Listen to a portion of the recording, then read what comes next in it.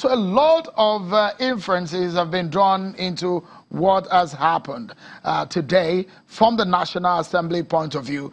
From the president's point of view, he says, look, the country is safe and they will keep the country secure. On the side of the National Assembly, there is a vote of no confidence on the Inspector General of Police. And it does look like when the National Assembly say they will revoke their constitutional powers, what exactly does that mean?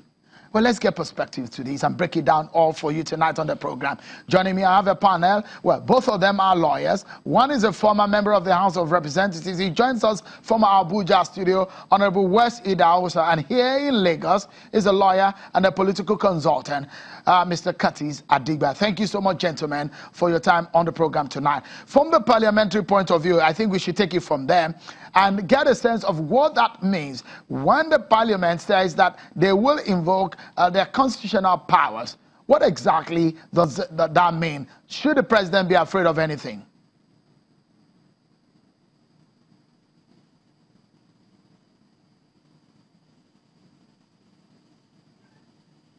Yes, as a matter of fact, thank you, Shegun, for having me on this program. When there is a decision that the president is to comply with certain decisions of the National Assembly, otherwise they will invoke their constitutional power. It's a very clear message.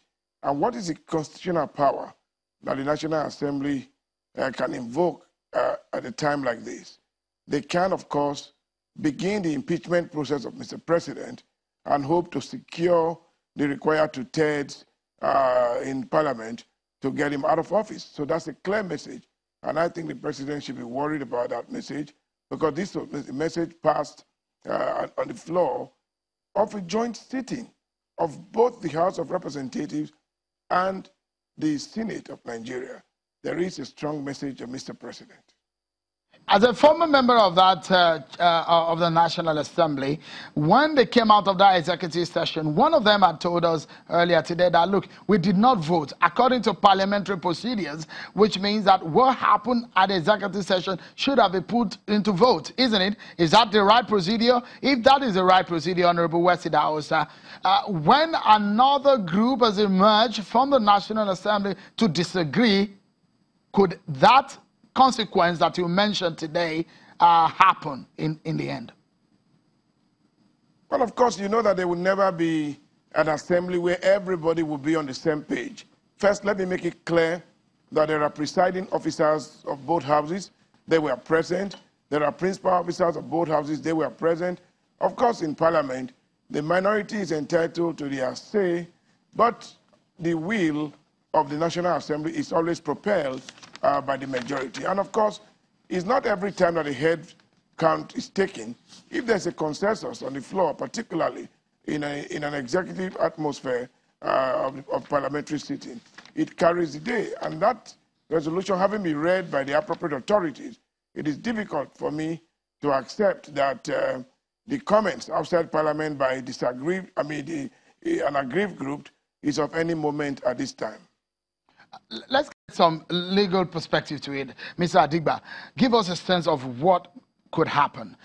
According to the Constitution of the Federal Republic of Nigeria, apart from invoking a process of impeachment on the president, is there any constitutional power they can invoke that should scare the presidency based on the 12 items that they listed today? Or maybe, let me ask you, that would be the second question. Let me ask you, you look at the list of the items, the grievances of the parliamentarians today. What do you make of it? What do I make of it? I see politics at play. I see several demands, but I see just one key demand. Mr. President, stop fighting corruption. How? That is the key demand. They didn't put that there? No, it's there. He said, look, they said it should make the trial for corruption more equitable. That should not be... Yeah, I mean, because, you see, what they are saying is that, as far as they are concerned, the trial or the war against corruption is one-sided. In other words, it's party deaf. You know, there's a deafness to the... They are not the first people who are saying this. Well, the opposition and look, some members of the public have raised this concern. Whether true or not, They are not the first persons. They are not the first set of people saying it, isn't it? You know, people can repeat things even if they are not true, and sometimes they acquire some element of truth. But here's the point. Listen, look, the issue of corruption and the war on corruption will always be a divisive issue because we don't agree. In this country today, we don't even have a common definition of what corruption is. What is corruption depends on the side of the political divide that you belong to. If you benefit from corruption, it is smartness. It is opportunism. You had the opportunity and you took advantage of that. Now, but to most Nigerians who are the victims of what is going on, corruption is a cancer that must be dealt with. And like I said, yeah, if you look at, they said they don't want harassment and humiliation from the executive. Those are some of the things they said. But Shane, what they have done is in order to make themselves look good before Nigerians, they brought in other factors, and that's clever on their part. But the question is, would this pass the smell test? No. Why? What about the timing and the optics? Listen, we have always had insecurity in this country, and that is not a justification for it to continue. But then, the problem here is that the members of the National Assembly do not see themselves as part of this government.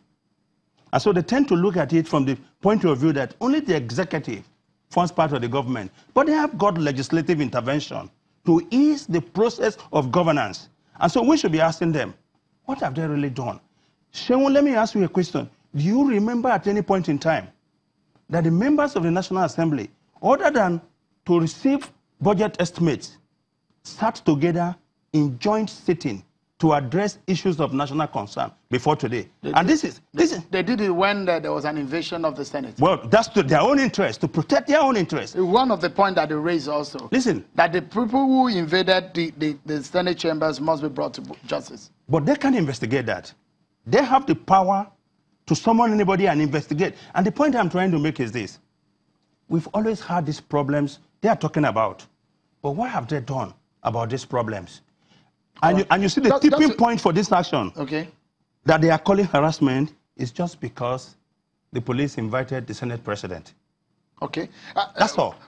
We'll dig deeper into this. We have a former parliamentarian, we have a lawyer and a political analyst here in the studio, and we'll dig deeper, but we need to take this breather. And when we come back, I will just allow you to also listen to a fuller version of the Senate president reading the outcome of the executive session, and we'll come back to talk more on this. Stay with us, everyone.